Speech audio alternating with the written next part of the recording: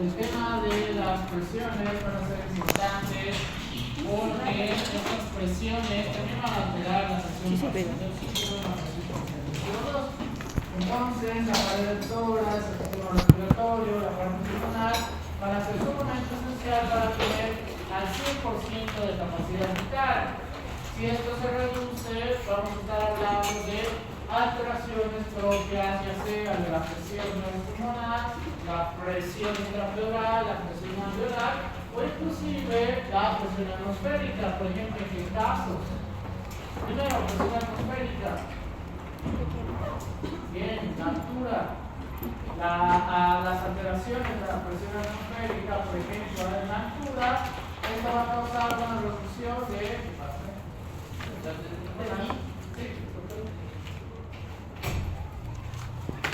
¿Qué es lo que ocurre en los pacientes que realmente tienen la afectación de la altura? ¿Qué ocurre?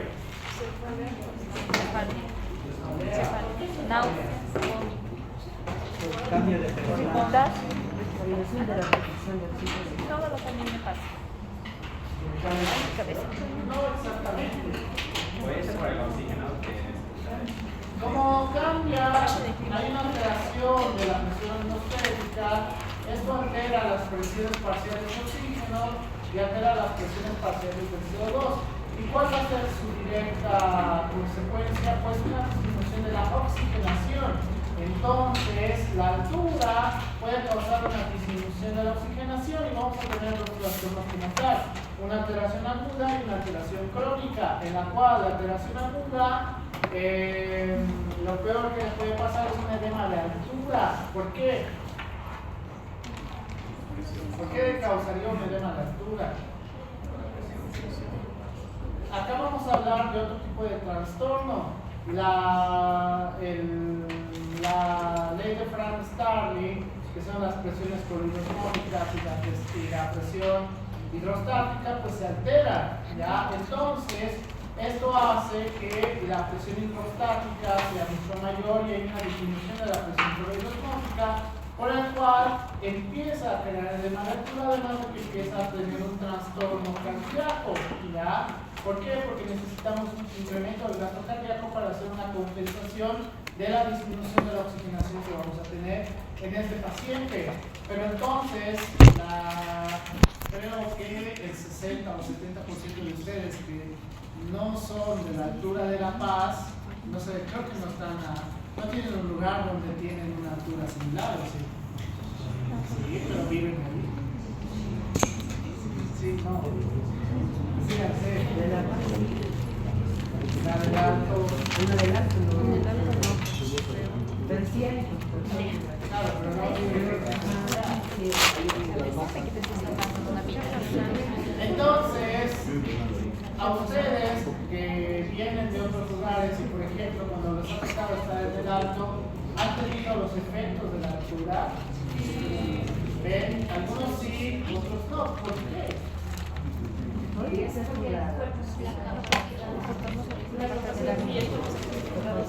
Tiene relación con la capacidad, pero hay un factor importante, sobre todo con ustedes.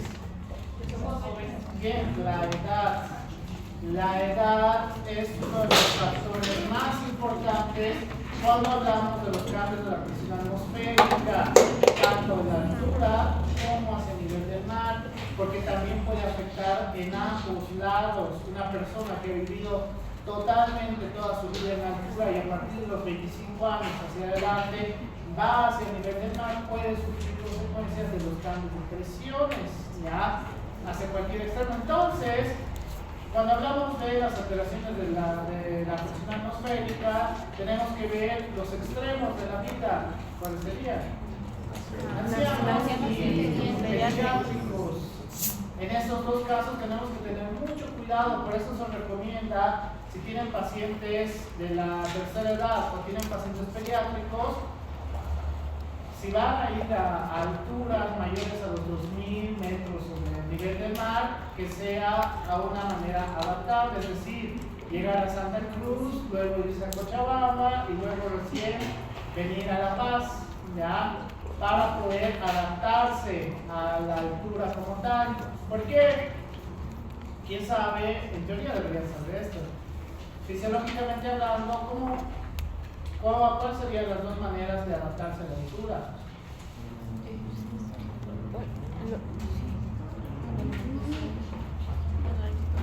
Quedándonos un buen tiempo acá. Vamos a tener dos que están relacionados con el tiempo, una adaptación aguda y una adaptación crónica.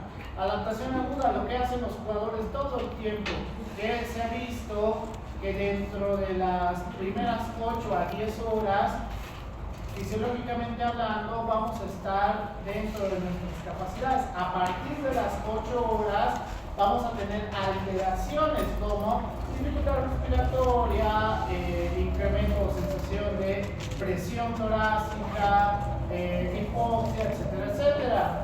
Y aquí la segunda, que es a través de la cronicidad, es decir, a partir de los 3 días vamos a tener un sistema adaptado a la altura. A partir de los 3 días, es decir, si yo llego inmediatamente bajo el avión y dentro de las 8 horas juego un partido, probablemente hay un 60 o 70% de probabilidad, en la mayoría de los casos, hablando de deportistas, pueda desempeñarme de una manera apta, ¿ya? Si ese no es el caso y por X motivo pues tengo que adaptarme a la altura, a partir del 3er día recién voy a tener una adaptación adecuada para tener un rendimiento óptimo. Ya esas son las dos etapas de adaptación a los cambios atmosféricos. Alteraciones de la presión intrapleural. ¿Cuál sería? ¿Cuál de estos? Alteraciones de las pleuras, que haya ruptura. Por ejemplo, traumatismos. Cuando hay un traumatismo y la ruptura de las pleuras, entonces ya no tenemos los cambios en la presión negativa que podemos tener a través de la presión intrapleural. A nivel alveolar, cuando hay daños a nivel del alveolo, ya sea por patología, sea por gases, sea por lo que sea, cuando tenemos daño a nivel de los alveolos, estos ya no pueden hacer una distensión adecuada, entonces va a causar alteraciones y por el cual va a reducir la relación ventilación-perfusión. ¿Sí saben qué es relación ventilación-perfusión, no? No, ¿cómo que no? Por el cual, dentro del surfactante, una de las funciones más importantes que vamos a tener es evitar el colapso pulmonar. ¿Ya? ¿Cómo? Aquí el libro nos hace recuerdo, fisiológicamente hablando, que cuando vamos a tener un incremento de la presión alveolar, ¿qué pasaría si hay un incremento de la presión alveolar? Aumenta el radio, pero ¿cuál es el problema de que incrementa el radio? Si sigo metiendo más presión, puede colapsar. Entonces, una manera de surfactante para evitar el colapso es que toda esta presión que tenemos en el alveolo A pueda pasar hacia el alveolo adyacente. Entonces, toda la presión va a ir al alveolo adyacente y este va a incrementar el radio y va a incrementar la tensión superficial, pero el alveolo inicialmente afectado va a evitar el colapso alveolar. Entonces esto va a suceder constantemente justamente para evitar el colapso alveolar. ¿Ya? Porque sin el surfactante, ¿qué es lo que ocurriría? Un colapso, por ejemplo, ¿en quiénes? No tan complicado. Algo más fácil. Neonatos menores de nacimiento de 7 meses, ellos no llegan a prematuros, es decir, neonatos prematuros, o también la literatura nos dice aquellos que hayan nacido por cesárea también pueden sufrir trastornos a través de una secreción inadecuada de surfactante, ¿ya? Por si acaso, dentro del libro de el nombre del libro de pediatría. No me acuerdo el nombre del libro de pediatría. En el libro de pediatría te dice que por eso una de las el producto sea a término, porque la cesárea tiene la dificultad que para el estímulo, para la respiración inmediata y la acción del surfactante. ¿Ya? ¿Por qué? Ustedes que han llevado embrio, IPS, embarazo, lactancia, cirugía. ¿Puedes repetir la pregunta? ¿Por qué en un producto, en un neonato, va a tener mayor capacidad respiratoria a través de un parto normal que en una cesárea?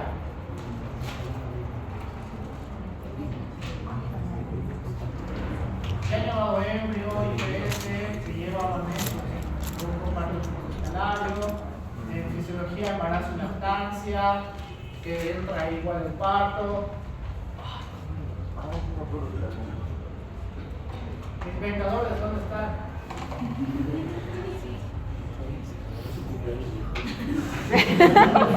No, sí. Él me va a responder.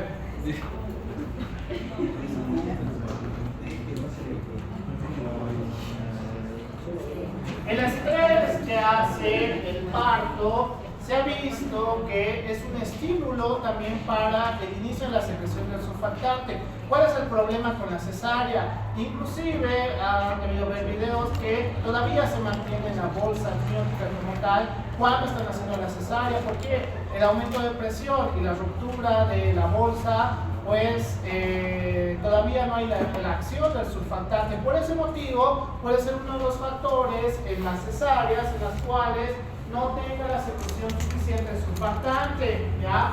Por eso no se recomienda hacer una cesárea a menos que sea costo-beneficio hacer a productos pretérmino. Hay que tener mucho cuidado con los productos pretérmino.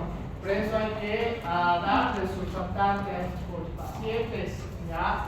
Entonces, las funciones principales como tal, ¿para qué nos va a servir? Pues vamos a ver que si hacemos un cuadro entre la presión transpulmonar y el volumen pulmonar, lo normal es que se encuentre aproximadamente a su máxima capacidad, que van a ser casi 6 litros, y gracias a esta capacidad vamos a llegar a una presión transpulmonar de 40 centímetros de agua. ¿Qué pasaría en un trastorno obstructivo y restrictivo? Por ejemplo, en un trastorno obstructivo como es el enfisema, vamos a ver que el volumen pulmonar tiene que incrementarse debido a qué. Ya les he enseñado durante la clase. ¿Por qué se incrementa el volumen pulmonar? Porque necesito más aire. ¿Por qué? No estás lejos. ¿Por qué?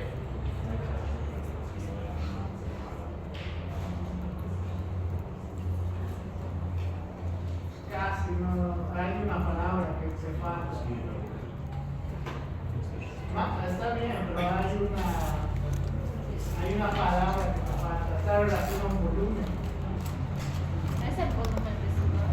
En el volumen residual, como hay un acúmulo de volumen residual y cada vez está incrementado, pues ya no vamos a llegar a los 6 litros. ¿Por qué? Porque en el volumen residual puede ser que esté acumulado hasta los 3000, por el cual para tener una máxima capacidad va a tener que sobrepasar su capacidad como tal. Entonces, en un patrón obstructivo, esto va a afectar a que la presión transpulmonar también se puede incrementar abruptamente. ¿Por qué? Porque estamos sobrepasando una capacidad que no podemos tolerar, por el cual la presión transpulmonar también tiene que incrementarse. Mientras que en un trastorno restrictivo, ¿por qué no vamos a llegar al volumen total? Por lo mismo, el volumen residual se reduce y esto impide tener la máxima expansión torácica. Recuerden, trastornos restrictivos, por el cual esto va a hacer que a su máxima capacidad de llenado nunca puede igualarse con la parte normal. ¿Cuál era una de las patologías que podemos tener un cuadro mixto que es común? ¿Qué?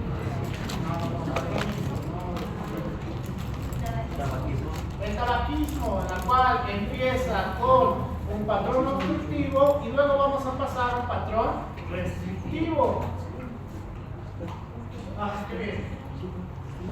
Entonces, Las presiones tenemos que verlo como la presión atmosférica es igual a 0, pero cuando vamos a ingresar a través de la zona respiratoria, vamos a ver cómo se va a ir incrementando la presión alveolar y a la par la presión intrapleural y la presión transpulmonar, estas también tienen que ir incrementándose, solamente que la presión intrapleural a su máxima capacidad va a ir a la parte negativa. ¿Ya? ¿Por qué? Porque la presión alveolar sí se va a elevar de forma positiva, pero contrariamente, para poder resistir todas estas capacidades tiene que volverse negativo. Es un buen cuadro, nunca lo había visto, pero en el libro de Hammer de fisiopatología es un buen cuadro para resumir el por qué es importante recordar las presiones como tal, no presiones parciales, las presiones, la presión transpulmonar, la presión intrapleural, la presión alveolar y la presión atmosférica, porque la alteración de cualquiera de estos va a causar una alteración en la presión parcial de oxígeno y presión parcial de CO2. Entonces, ¿por qué sería importante, o cuál es la definición de la presión parcial? ¿A qué nos referimos con presión parcial? Es una presión a la mitad. ¿Qué es presión parcial? Es un cálculo. ¿Cuál es el cálculo? Presión parcial. La concentración del gas dividido entre la solubilidad del mismo. Entonces, vamos a tener gases que van a tener una solubilidad y pueden atravesar la barrera. Se me ha ido el nombre. La barrera alveolar, en la cual estas van a poder incrementar la presión parcial de oxígeno y la presión parcial de CO2. Podemos tener otros gases que pueden atravesar esta barrera. ¿Cuáles? Ya, el monóxido de carbono. ¿Qué más?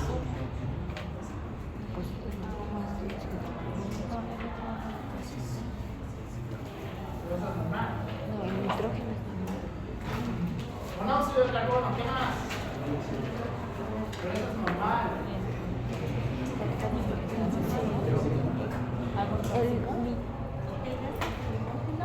¿Qué?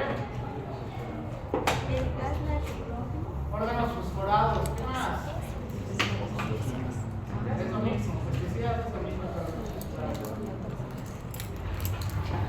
Entonces, haciendo la rememoranza de la definición de presión parcial, eso significaría que, por ejemplo, el monóxido de carbono tiene una presión parcial dentro de nuestro organismo. ¿Sí o no? Están tan confundidos. ¿Por qué sí? ¿Por qué no? No tienen presión parcial, pero ¿por qué?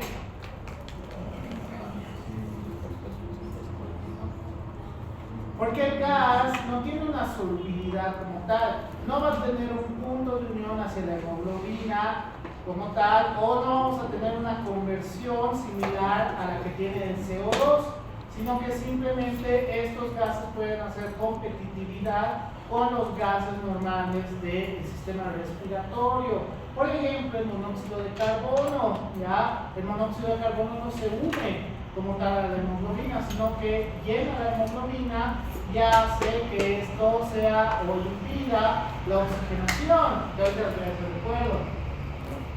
Entonces, en el trabajo de la respiración, vamos a ver cómo la elasticidad y la resistencia al aire van a ser uno de los factores importantes que vamos a tener. ¿Por qué?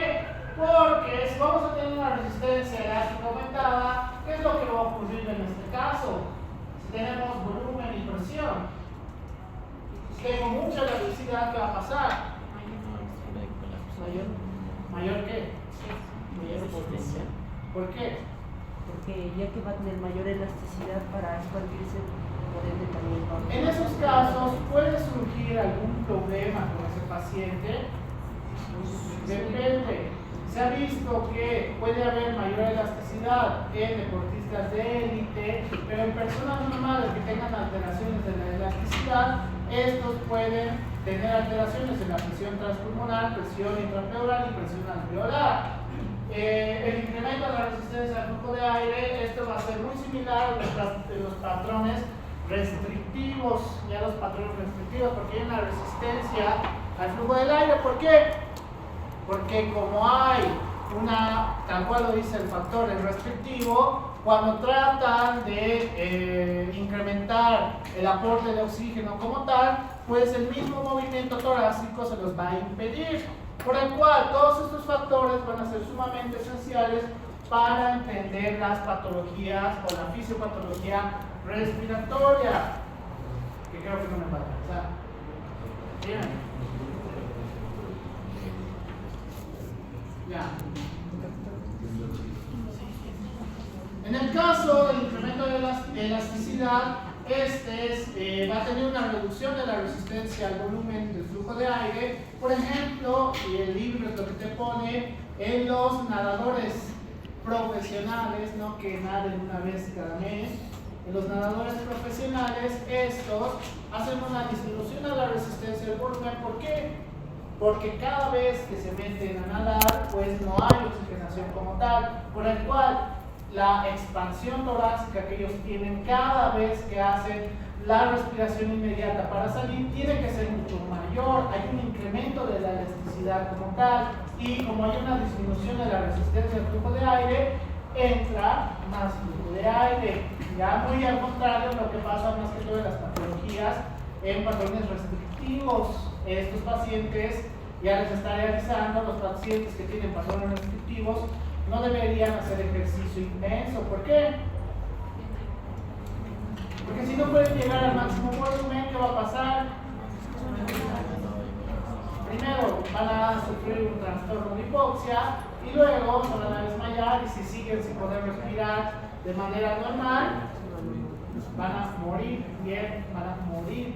Ese es el problema con estos pacientes. ¿Bien?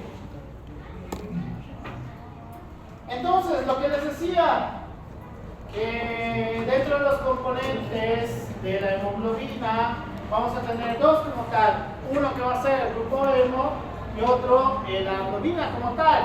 ¿Por qué es importante esto?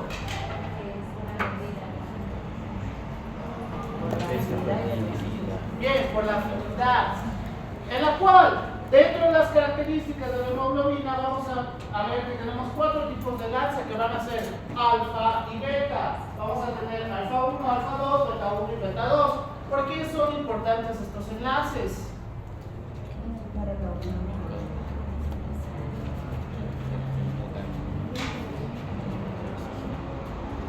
Reporte.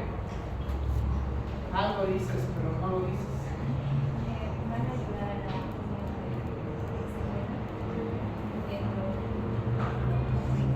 ¿Para qué nos serviría el grupo hemo?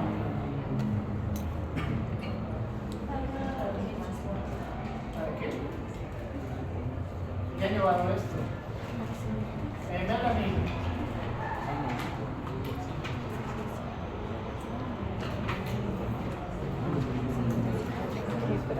Si lo vemos así tal cual, esta es una desoxihemoglobina. ¿A qué me refiero con desoxihemoglobina?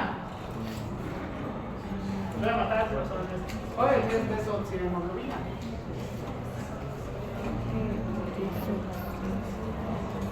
Que no tiene unión. Entonces, exacto, que no tiene ningún tipo de unión de desoxihemoglobina.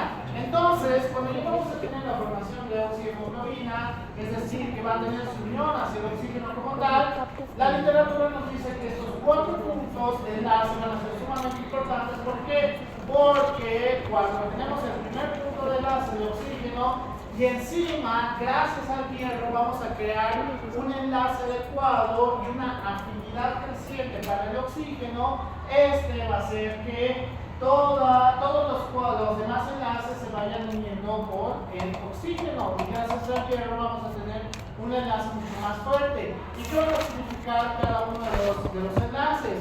25% de saturación, saturación, 75% de saturación, 100% de saturación, es decir, tienen que estar enlazados los cuatro para tener una saturación adecuada dentro de nuestro organismo. Entonces, la parte del hierro, en el caso de la anemia ferropénica, también es un factor para disminución de la oxigenación. ¿En quiénes es más común la anemia ferropénica? En las mujeres. Ya, ¿por qué? ¿Por qué? Por el ciclo menstrual. Bien, por la menstruación. La literatura te dice que las mujeres, por lo menos una vez en la vida, tienen una alta probabilidad de tener anemia ferropénica. Entonces, la signo-sintomatología que vamos a tener dentro de estas mujeres, el cansancio, fatigas, cefaleas, etcétera, etcétera, se puede explicar principalmente por una disminución de la oxigenación, porque como ya no vamos a tener los enlaces a través del hierro, entonces estos cuatro enlaces puede ser que ya no estén enlazados como tal. No define el libro si solamente es uno, solamente es dos, solamente es tres, sino que esto es variante. Está relacionado con la severidad de la anemia ferropénica que tenga el paciente. Si es muy severa, ahí sí vamos a tener una disminución de la oxigenación más allá de o menor a los 92% de saturación. Entonces, esta parte es importante para poder recordarlo. ¿Por qué? Porque está relacionado directamente con las patologías restrictivas y obstructivas también, porque si se asocia con trastornos de la alteración de la formación de la hemoglobina o alteración de la formación de los glóbulos rojos, también va a ser un factor para la disminución de la oxigenación. Entonces, vamos a tener los porcentajes de saturación, en los cuales cuando decimos que tenemos un 100% de saturación, está relacionado con una máxima capacidad adecuada de la presión parcial de oxígeno, una máxima capacidad adecuada de la presión parcial del CO2 como tal. ¿Cuál es lo normal de la presión parcial de oxígeno a nivel alveolar? Alveolar.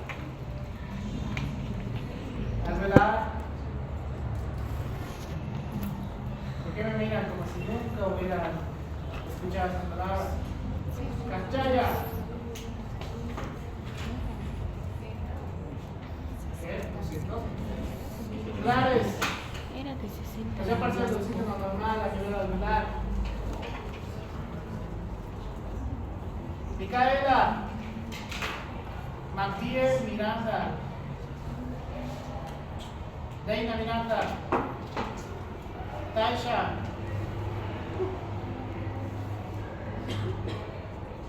Helen.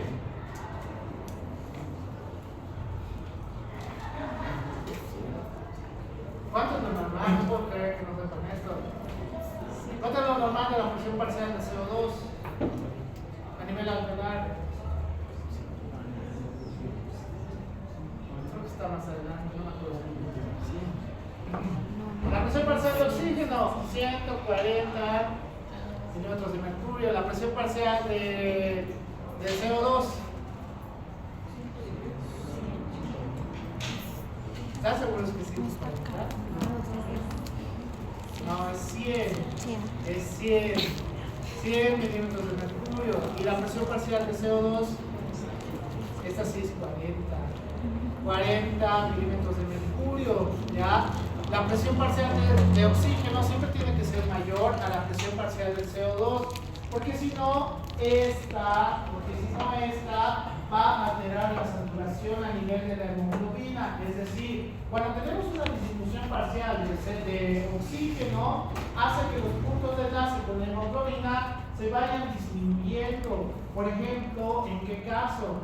Algo que supongo que ustedes han sufrido, al parecer.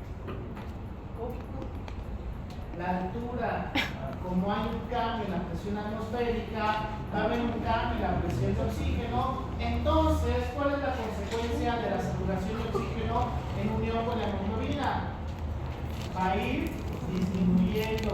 Que como ya estamos hablando de la altura, acá tenemos que ver otros valores de la saturación. valores de la saturación cambian en altura. ¿Tenemos datos exactos? No, porque lastimosamente los lugares que tienen altura, en la mayoría de los casos, no hay personas viviendo más allá de 4.000 personas, excepto en Bolivia. En Bolivia sí tenemos más allá de 4.000 personas viviendo en lugares de altura, por ejemplo el Alto, que es uno de los lugares más altos que vamos a encontrar a nivel del mundo, con una altura superior a los 3.000 metros sobre el nivel del mar. Entonces, ¿cuál es lo normal de la saturación de oxígeno a nivel del mar? Mayor a 95%, mayor a 95%. Dentro de ese rango, pues todo está ok. Pero en la altura va a estar relacionado con el nivel de la altura. ¿Ya? ¿Por qué? Porque acá mismo te dice, a más altura, más alteración de la presión parcial de oxígeno. Entonces, esto va a hacer que la saturación vaya oscilando. Por eso en el alto, a partir de del 90% de saturación, hacia arriba estaría dentro de parámetros normales, mayor al 90%. Son datos todavía que están en estudio, por si acaso, pero tiene un sentido, porque si al siguiente semestre les toca hacer esto, ¿no? Le voy a sugerir a de informática que vayan a medir la saturación y espirometría de los del alto para ver que su saturación en gran cantidad de estos pacientes no sobrepasa más allá del 94%, oscila entre 88% hasta 94%, pero a esos pobres pacientes los ven con disnea, hipoxia, los ven con hipoxia, los del alto, los ven con disnea. ¿Por qué? ¿Por qué? ¿Por qué? Adaptabilidad del sistema respiratorio. ¿Cuál es su sistema de adaptabilidad en estos casos? Les he dicho yo en fisiología vascular y respiratoria.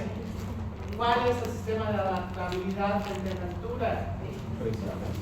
Eritrocitosis.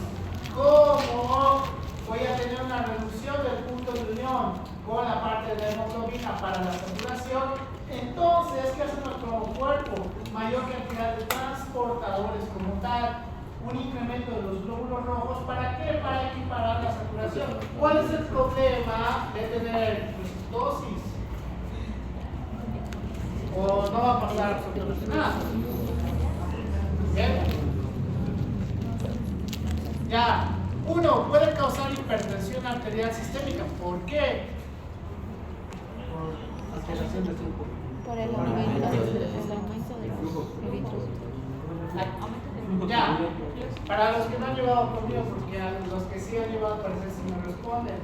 Porque supongamos que todos nosotros somos glóbulos rojos que solamente debería haber acá 20, pero lo que somos multiplicado, y todos queremos salir al mismo tiempo por esta puerta. ¿Vamos a poder salir todos al mismo tiempo por esta puerta?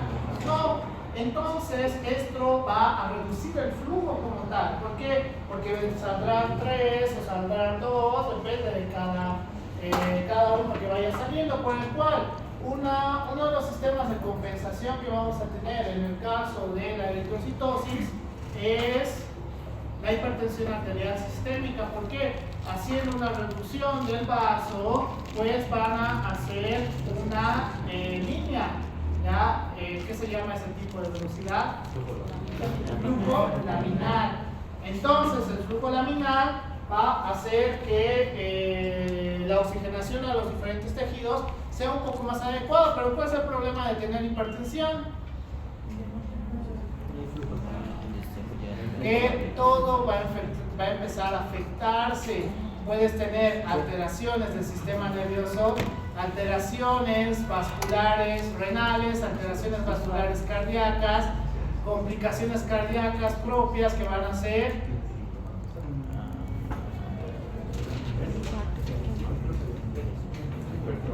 hipertrofia. ¿Pero qué hipertrofia? Hipertrofia ventricular hipertrofia ventricular hipertensiva, ¿ya? Hipertensiva. ¿Por qué? ¿Por qué?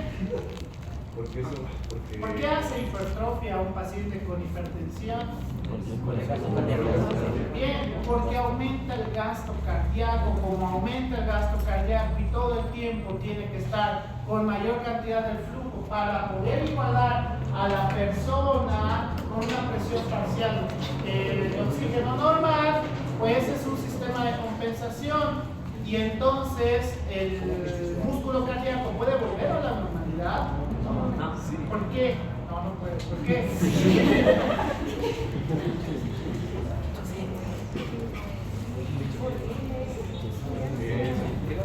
Es porque no hay cura.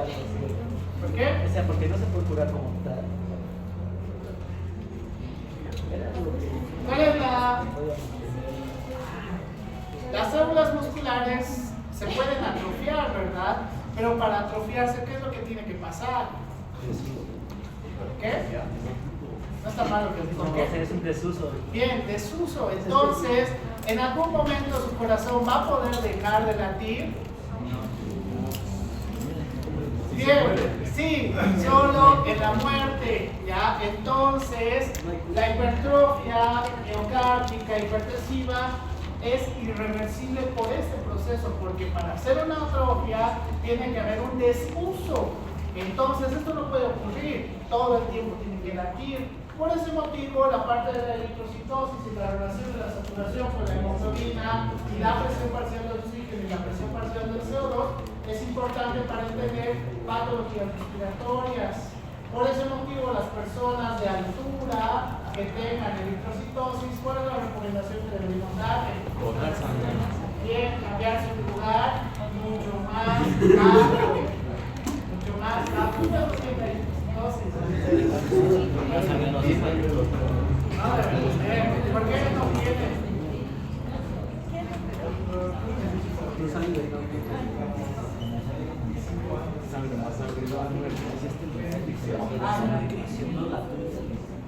¿Qué beneficios tendría una persona que vive un montón de tiempo en el Alto, por ejemplo, o en Potosí, y se va a nivel del mar, qué sé yo, se va a vivir a Los Ángeles, a las playas de Los Ángeles?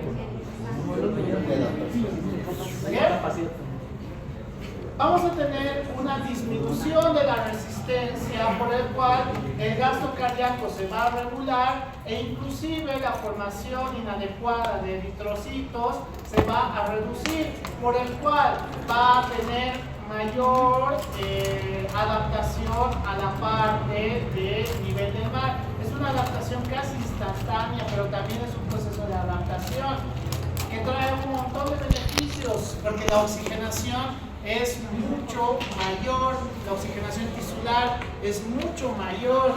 Por ese motivo, se recomienda a estos pacientes que viven en la altura y ya tienen consecuencias de la altura, que es la eritrocitosis, vayan a lugares mucho más bajos. ¿Por qué? Por los problemas hipertensivos principalmente, no por la eritrocitosis, sino que empiezan a tener trastornos hipertensivos.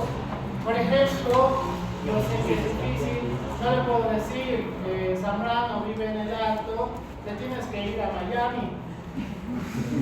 No es tan fácil irse de un lugar a otro tan lejano, ¿no? Entonces, ¿qué le puedo sugerir? Sigue siendo lejos. Sigue siendo lejos. Cochabamba. A la zona sur. Puede irse a la zona sur de La Paz. ¿Por qué? Porque hay zonas que su altura representa 2.800 metros sobre el nivel del mar, pero eso es casi 1.000 metros de lo que está viviendo el Alto. Es una de las sugerencias que se da a los pacientes con trastornos de eritrocitosis y que tienen ya trastornos hipertensivos. Entonces, la presión pleural, cuando tenemos un incremento negativo de la presión pleural, se ha visto que esto también está relacionado con el volumen. Es decir, a mayor incremento de la presión intrapleural negativa, vamos a tener mayor volumen como tal. Pero, ¿qué pasaría si no hay el incremento de la presión intrapleural? No va a haber al 100% de volumen. ¿Por qué? Porque va a estar relacionado con la capacidad alveolar más que todo. Es decir, cuando los alveolos se vayan llenando y estos vayan perdiendo la cantidad o su capacidad de oxigenación, pues la presión intrapleural también va a ir reduciendo y se va a volver positivo nuevamente. Es decir, la presión intrapleural no se vuelve negativa de por sí, sino que va a depender de la capacidad alveolar, por el cual podemos tener una alteración de la capacidad alveolar y la capacidad intrapleural al mismo tiempo si cuando tenemos trastornos obstructivos hacia los alveolos, pues como ya no llega a su máxima capacidad, la presión intrapleural tampoco tiene la necesidad de llegar a su máxima capacidad. Por eso tenemos que saber esto. Y a la par de esto tenemos que recordar, ¿qué es eso? Las zonas respiratorias de West. Las zonas respiratorias del West van a ser muy importantes, también relacionadas con las presiones parciales, no presiones parciales, con las presiones de las capacidades, en la cual en la zona 1 vamos a tener un incremento de la presión arterial por encima de la presión de las arteriolas, por encima de la presión de las venas, por el cual en una zona 1 vamos a decir que acá hay una reducción abrupta del intercambio hematogaseoso o es casi nula. ¿Por qué? Porque vamos a ver que no hay una expansión de los alveolos al 100%. Sí va a haber una expansión capilar como tal, pero no va a haber una expansión de los alveolos al 100%, como podemos ver en la primera zona respiratoria de West. Así se ve, mientras que en la zona respiratoria 2 vamos a ver que acá vamos a tener un incremento de la presión de las arteriolas por encima de la presión venosa. Entonces vamos a ver cómo hay un incremento de la presión parcial alveolar, por el cual vamos a tener un intercambio hematogaseoso adecuado en la zona respiratoria 2 de West. Entonces, si nos vamos a la zona respiratoria 3 de West, que va a verse así a su máxima capacidad. ¿Por qué? Porque la presión de las arteriolas es mayor a la presión venosa y va a ser mucho mayor a la presión alveolar como tal, por el cual va a poder llegar a su máxima capacidad de expansión de los capilares, y esto va a ayudar a el intercambio hematogaseoso. Acá, a partir de esto, tiene que ocurrir esto para tener intercambio hematogaseoso, por el cual la zona respiratoria del West nos dice dónde vamos a tener un mayor intercambio hematogaseoso como tal, que es lo esencial que tenemos que aprender. ¿Por qué? Porque cuando tenemos lesiones pulmonares, esto nos puede ayudar a interpretar, porque hay una reducción de la saturación. Ustedes que están llevando diagnóstico por imágenes, cuando tenemos un borramiento de, no sé, una atelectasia del lado derecho, ¿cómo se ve? Atelectasia. ¿Cuál es la diferencia entre la atelectasia y derrame?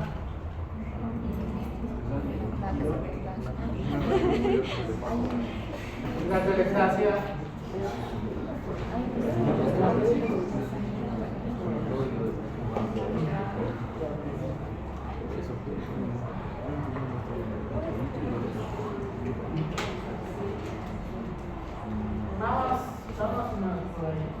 Puede ser una pregunta de examen.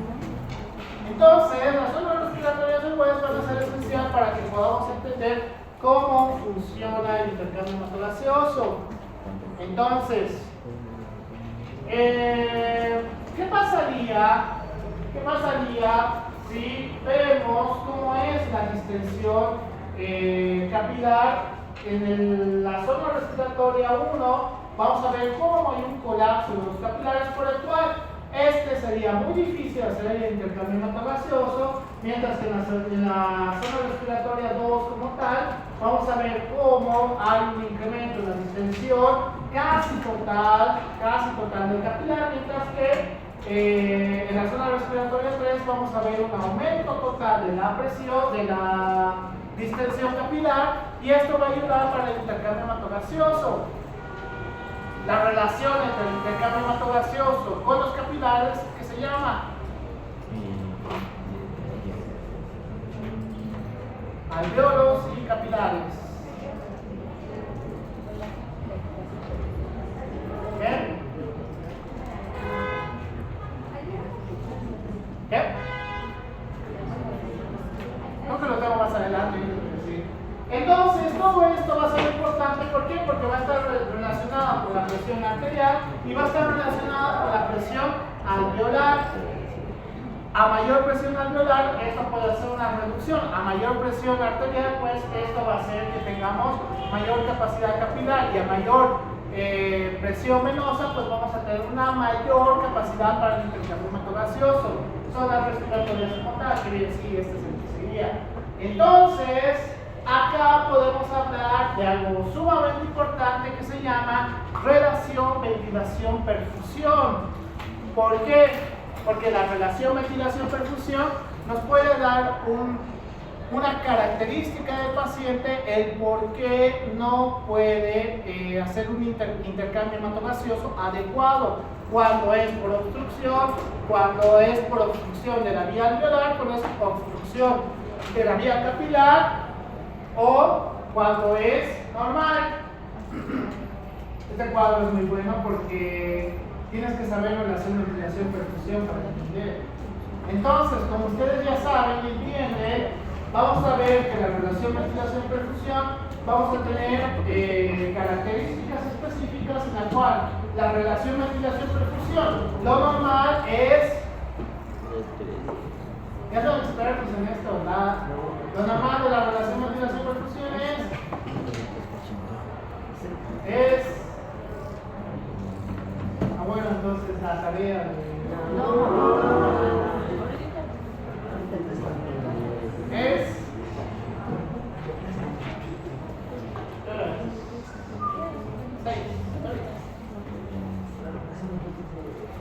0.8, vas a buscarlo. 0.8 es lo normal la relación ventilación-perfusión. ¿Por qué es importante la relación ventilación-perfusión?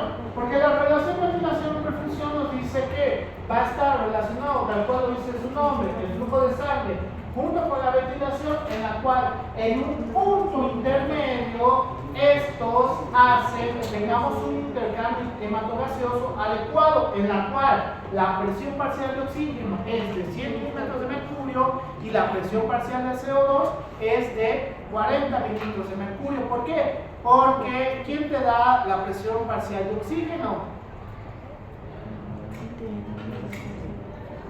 Entonces está más adelante porque significa que vamos a estar enseñando.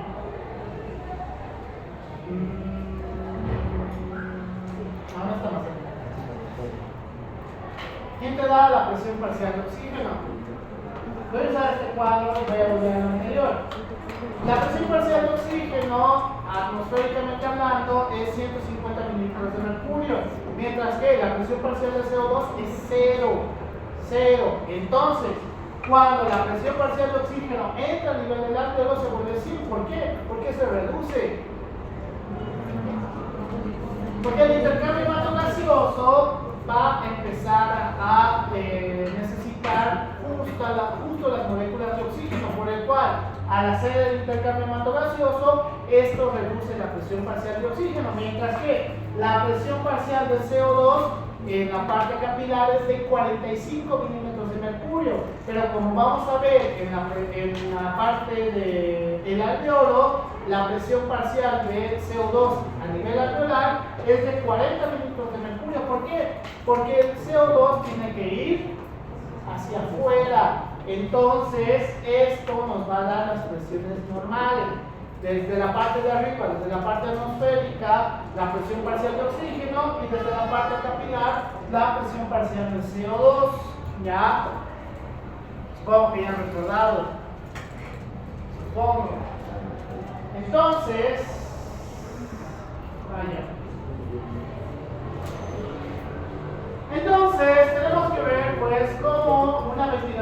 uniforme y un flujo sanguíneo uniforme va a ser un adecuado intercambio hematogaseoso, ¿ya? En la cual podamos tener sangre arterial como tal a través de ambos alveolos. Por el cual, ¿qué pasaría si tenemos una ventilación nula en el alveolo consiguiente? Podemos empezar a tener mayor cantidad de sangre desoxigenada. ¿Por qué? Como ya vamos a tener una ventilación nula en el lado A, vamos a ver cómo el flujo sanguíneo sigue siendo normal. En el lado B hay el intercambio hematogaseoso, pero a diferencia de esto, vamos a ver cómo todavía hay sangre desoxigenada, por el cual esto puede causar ¿qué?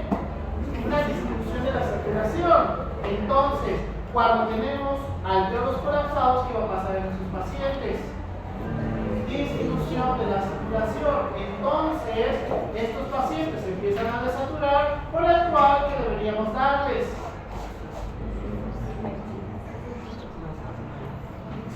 ¿Qué deberíamos darles a alguien que está desaturado? Oxígeno. Muy bien, ahorita voy a hablar de eso, a ver si me responden. Si no me responden, van a hacer tarea hasta que se mueran. Entonces, ¿qué pasaría si el alveolo no está colapsado como tal, sino que tenemos un espacio muerto alveolar? Recuerden que el espacio muerto se divide en dos como tal, en cual, hablando de la parte respiratoria. Anatómico. Bien, anatómico y fisiológico. Entonces, el espacio muerto anatómico, la definición es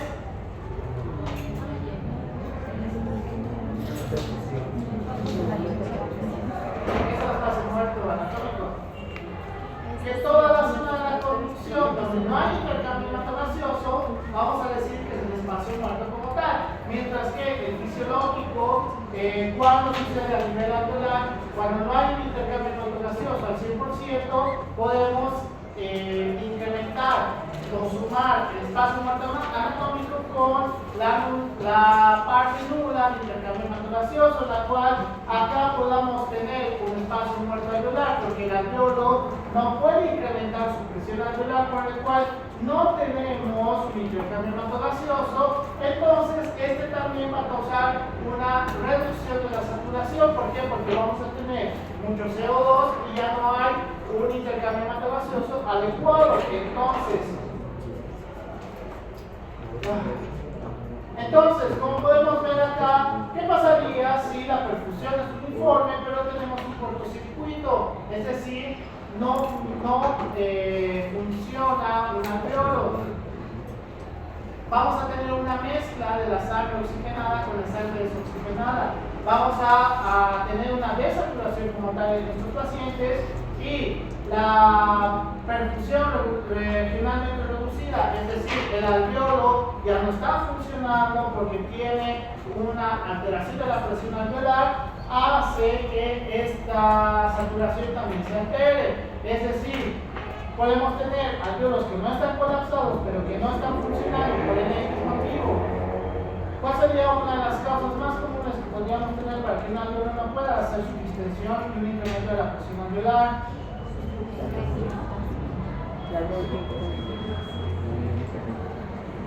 Ya puede ser primero, ¿qué más? Creo que ahí entraría la bronquiectasia. Bien, dentro de las bronquiectasias, pues hay una secreción excesiva de moco a nivel alveolar, por el cual esto impide un incremento de la presión alveolar como tal. Entonces, en los pacientes y en todos los pacientes respiratorios, pues la característica disminución de la saturación, pero la disminución de la saturación son a diferentes causas. Por eso la relación ventilación-perfusión son tan importantes.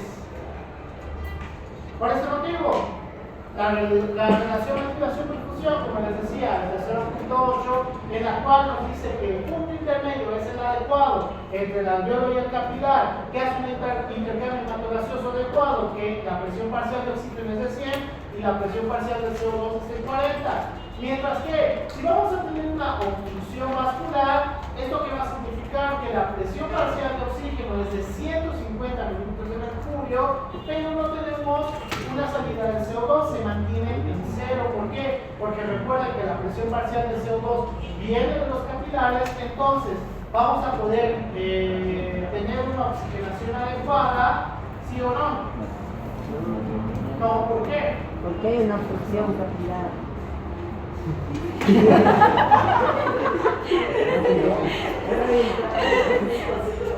Porque recuerden que para poder hacer el intercambio hematogaseoso, la presión parcial de oxígeno necesita de la presión parcial del CO2 y la presión parcial del CO2 también necesita de la presión parcial de oxígeno.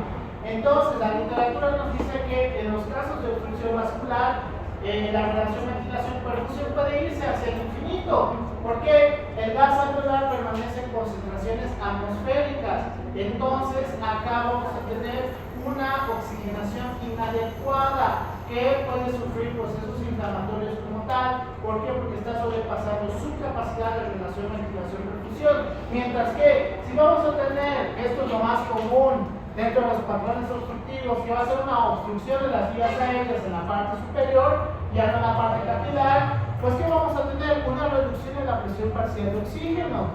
¿Por qué? Porque ya no hay la presión parcial de oxígeno.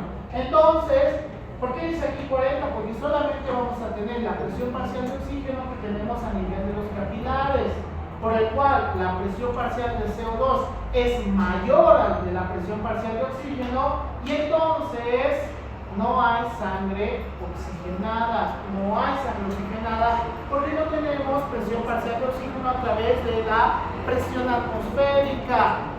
Por ese motivo es importante aprender toda la parte respiratoria en fisiología. Todo está relacionado, todo lo que yo les he enseñado en 2 o 3 clases, creo. Ahora lo he resumido en una clase como tal, anterior no cuenta porque no respondía nada. En el caso de la obstrucción vascular, pues vamos a hablar del embolismo pulmonar, que uno de los ejemplos que yo les he dado relacionado con las mujeres, ¿cuál es? Embolismo pulmonar. Embolismo pulmonar. ¿Cuál es una de las funciones que vamos a tener de las gónadas femeninas? Es decir, del estrógeno y de la progesterona, vascularmente hablando. Dejen de hacer así. Vascularmente hablando, va a estimular.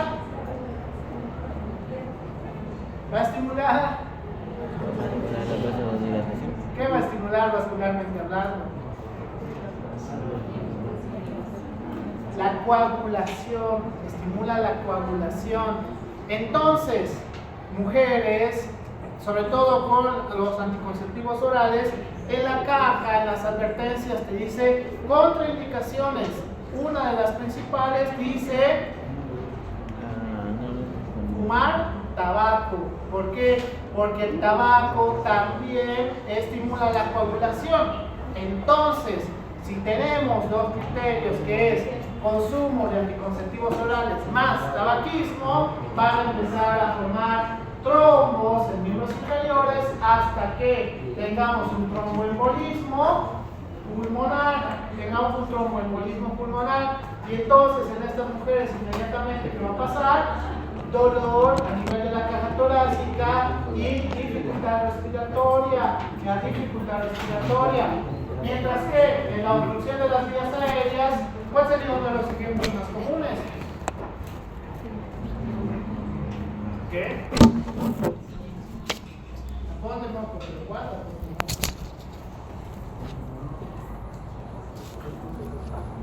¿Cuándo por el moco? Influenza, ¿qué más? ¿Qué? COVID, ¿qué más? Resfrío común, ¿qué más? Neumonía puede ser, ¿qué más? No sé qué ha dicho. ¿Qué más? Te estoy diciendo. Ninguno me ha dicho ningún ejemplo. ¿Qué cosa? Si supieran dentro de las características de estos, pues es incrementar la secreción de moco, es parte de los agentes causales que ya lo habíamos visto en anteriores clases. A nivel respiratorio, estos van a estimular los agentes causales, mayor secreción de moco. Por eso, una de las características que van a tener la mayoría de estos pacientes con estas patologías dichas, ¿cuál es? ¿Cuál es? ¿Cuál es? No. Imagínate que todos tengan disminución de la respiración. O de la oxigenación. Imagínate que uno con respiro común empiece a tener disminución de la oxigenación.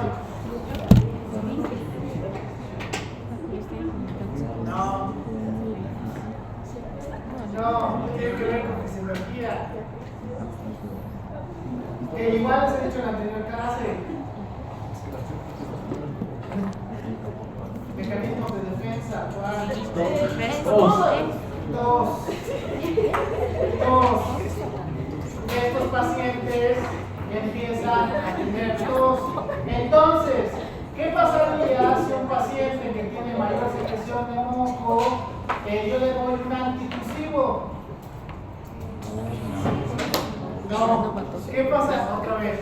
¿Qué pasaría a un paciente que tiene un trastorno que hay mayor secreción de moco? Le doy un antitusivo.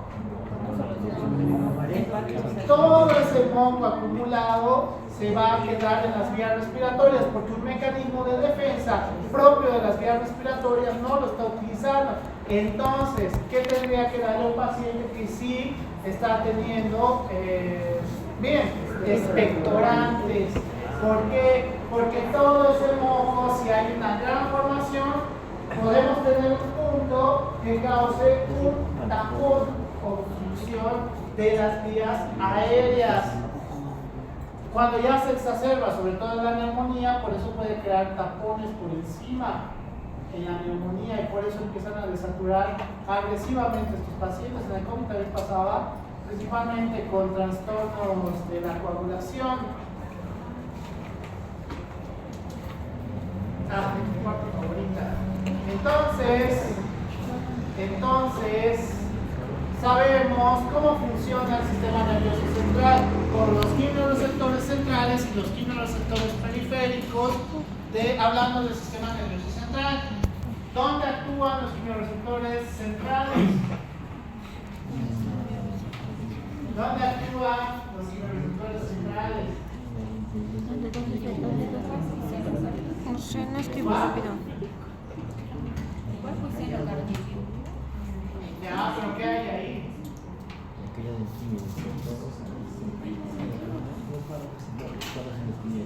Los quimioreceptores centrales van a ir hacia un centro de control respiratorio, en la cual el centro de control respiratorio va a dividirse en inspiración y expiración.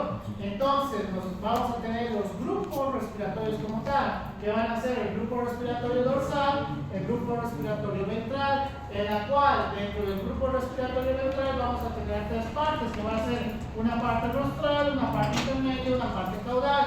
En la parte rostral vamos a encontrar algo muy importante que se llama el complejo Prepon-Singer. ¿Para qué nos sirve el complejo Prepon-Singer? Es el marcapasos respiratorio. Marcapasos respiratorio. ¿Qué es un marcapaso?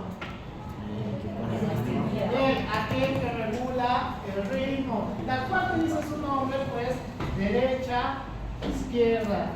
Derecha, izquierda. Inspiración, expiración. Inspiración, expiración.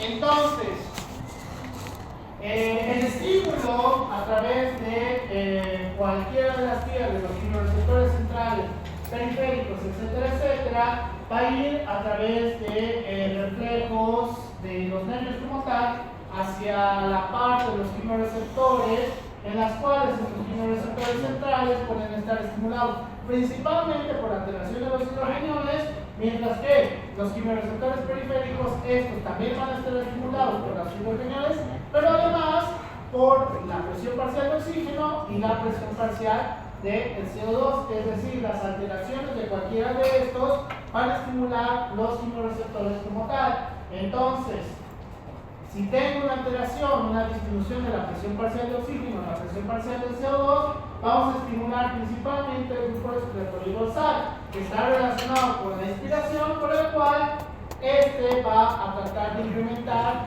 la frecuencia respiratoria. Entonces, el grupo respiratorio dorsal va a estimular el grupo respiratorio ventral. El grupo respiratorio ventral, como vamos a tener el carro ventral, el complejo Prevost-Seeger, este va a poder generar un incremento de la frecuencia respiratoria, pero también un ritmo adecuado, por el cual de la cara ventral vamos a ir a un estímulo hacia la cara caudal, en la cual va a estar relacionada directamente con el proceso de respiración para, si es necesario, activación de los músculos abdominales o los músculos intercostales internos, mientras que la cara intermedia solamente se va a activar cuando necesitamos uso de los músculos accesorios respiratorios, por ejemplo, cuando hay una distancia de la expansión del distrés respiratorio. En el distrés respiratorio tenemos la activación de la cara intermedia para uso de los músculos accesorios respiratorios o la disminución de la saturación menor a 90. También se ha visto que tiene un incremento o una activación de la parte intermedia del grupo respiratorio ventral. Fisiológicamente hablando, cuando tenemos la activación de los músculos accesorios, ejercicio, pero en su máximo esfuerzo, no subir las gradas corriendo al quinto piso. Eso no debería tener la activación de los músculos respiratorios accesorios, que sí pasa, porque sí lo he visto. Empiezan a tener tiraje intercostal, aleteo nasal, empiezan a respirar por la boca en vez de respirar por la nariz. ¿Por qué?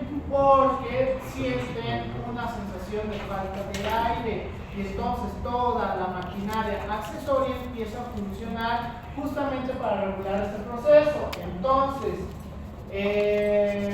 podemos tener alteraciones respiratorias a través de la vía del sistema nervioso central por los quimioreceptores centrales o quimioreceptores periféricos, sí, como alteraciones de los hidrogeniones, es decir, acidosis, alcalosis respiratoria, alteración de la presión parcial de oxígeno, es decir, disminución de la oxigenación por cualquiera de las causas. Esto va a hacer que tengamos un incremento de la respiración, de la frecuencia respiratoria, o una disminución de la frecuencia respiratoria, dependiendo del caso. Bien. Entonces, la presión parcial de CO2 y la presión parcial de oxígeno es sumamente importante para mantener la regulación dentro de los quimioreceptores periféricos y quimioreceptores centrales. Lo que no he puesto y creo que no es necesario, cómo se activan los quimioreceptores periféricos y quimioreceptores centrales. Yo creo que todos ustedes lo saben, ¿verdad? O saben cómo se activa, porque eso es fisiología netamente. A nivel celular tiene su activación cuando tenemos estímulo de hidrogeniones o cuando tenemos estímulos de la presión parcial, disminución de la presión parcial de oxígeno o incremento de la presión parcial del CO2. Entonces, todo esto es importante. Si tenemos alteraciones de la presión parcial de oxígeno, que esto altere la presión parcial del CO2, o tenemos una alteración de la presión parcial del CO2, que esto altere la presión parcial de oxígeno. En ambos casos, por eso les digo, se relacionan, ambos se relacionan. Entonces, anteriormente dicho todo esto, recién podemos hablar de patologías, por ejemplo, patrones obstructivos, como ser el asma. El asma es un patrón obstructivo de las cuales vamos a tener diferentes características que lo vamos a ver el día viernes, porque nos van a presentar un resumen de todo el Python de la fisiología respiratoria, porque no me han respondido ni siquiera cuál es la presión parcial de oxígeno y la presión parcial de CO2. Así, el día viernes van a poder entender cómo funciona los patrones obstructivos y restrictivos. ¿Alguna pregunta de todo esto? Es importante que el mismo libro de Hammer y el Harrison te dicen que es bueno hacer una rememoranza, sobre todo con este enfoque. ¿Qué buen enfoque? Qué buen libro el de Hammer, me ha gustado mucho. ¿Alguna pregunta? ¿Por qué se ven confundidos? ¿Les falta oxigenación? Por eso he abierto la puerta. Eso es bien. Algunos no se han visto durmiendo.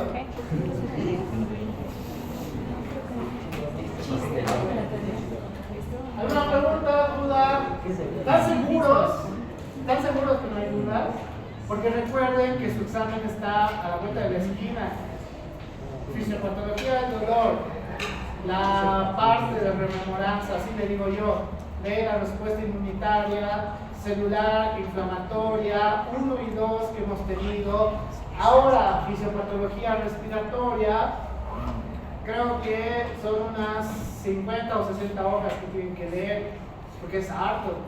Todo lo que yo les he enseñado es un resumen, para que los que sí están atentos lo puedan entender, porque los cuadros esos que yo les muestro y les explico, es un resumen de 1 o 2 hojas, que más bien sé. ¿Preguntas, dudas? Nada, ¿están seguros?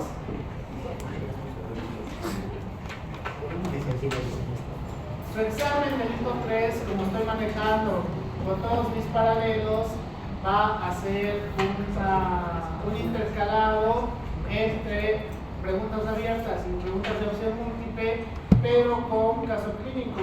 Creo que solamente voy a hacer 2 tipos de examen, es decir, A y B, y 2 casos clínicos en cada uno, es decir, fila A tiene sus 2 casos clínicos y fila B tiene sus 2 casos clínicos, en la cual, como vamos a ver el día viernes, a partir de un trastorno respiratorio puede estar relacionado la respuesta inmunitaria, puede estar relacionado la fisiopatología del dolor y va a estar relacionado la fisiopatología respiratoria, solo con un caso clínico. Entonces lo que ustedes tienen que hacer es, en su examen, interpretar el caso clínico y responder qué te dice la opción múltiple, si es que recuerdas, y complementar con la parte abierta. ¿Ya? Su examen va a ser menos de 5 minutos. Pero son los casos clínicos, todos. Ya, 10 minutos. Dime, Osvaldo. En caso de la neumonía autoinmune, ¿Qué? la neumonía autoinmune, ¿en qué parte de patrón? Ya, la neumonía, según la literatura, te dice que entra de patrones obstructivos, porque no te crea un patrón restrictivo como tal, porque la característica es que te impida una expansión total torácica. Por ejemplo, el herpes, que nada tiene que ver con la vía respiratoria, te crea un patrón restrictivo. El síndrome de aplastamiento torácico también te crea un patrón restrictivo, y a partir de esto puede crearte trastornos ácido base, por eso es tan peligroso el síndrome de aplastamiento a nivel del tórax. ¿Ya? ¿Alguna pregunta más? ¿Duda? ¡Qué bien! Nos vemos el día viernes con sus tareas. No han respondido, fue retraso. ¿Qué me han respondido? Yo estaba diciendo sí. ¿Qué me han respondido? ¿No se pasa el oxígeno? Estaba diciendo 100, pero no me escuchó. Sí, dijo 100. Respondió la anterior clase. Ah, ya, esa fue su tarea de la semana, ¿no? ¿Qué? Esa fue su tarea de la semana. Flashcards. ¿Qué? Por favor. Que me den bien. No, eso es más castigo, pero ¿En Word? ¿Vas a ver capa roja? todos los flashcards, hacer. Ya lo parece, ¿verdad?